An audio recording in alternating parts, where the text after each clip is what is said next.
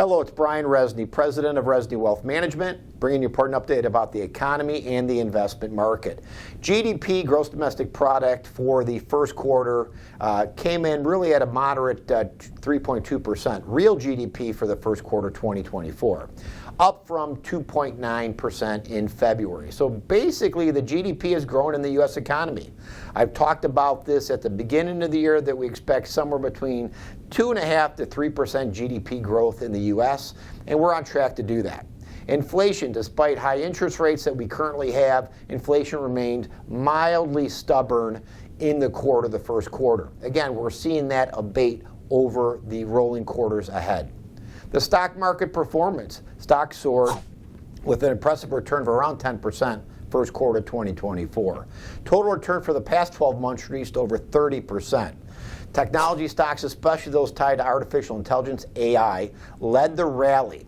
Value stocks also participated, but not as much. Remember, there's two forms of stocks. We look at growth and value. There's times where value outperforms growth and growth outperforms value. We have more of a growth stint in our portfolio currently for our clients, and hence the reason for the stellar performance that we saw in the first quarter.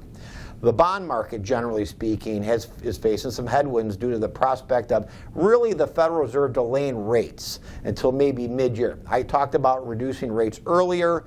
Simply, that is not happening at this point. So if they do reduce rates, it probably won't be till the third, maybe fourth quarter of this year, unless the economy really slows in a significant manner, which we don't see.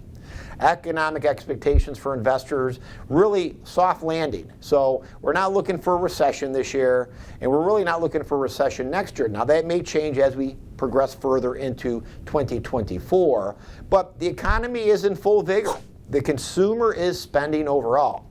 However, the economy outperformed expectations and inflation does remain sticky, which is an issue, again, depending where the Fed reduces rates and how the economy ultimately will do throughout the rest of this calendar year, but we expect positive. Sector performance, financials and energy really led the returns, which are really more considered on the value end. One of our highest sector weightings, by the way, in 2024 is energy, and we did quite well with our energy exposure. Although we are looking at trimming some of that exposure as we continue through 2024. Outlook for Q2 or second quarter begins. Really what we're looking for is those opportunities for growth. Remember, earnings drive share price, and ultimately, if companies or sectors of the economy are growing more than others, those are areas that we want to own in our client portfolios. And again, we do not look for the Fed to cut rates now anytime soon. If anything, maybe third to fourth quarter, although Wall Street is expecting different things, and again, Wall Street's often wrong.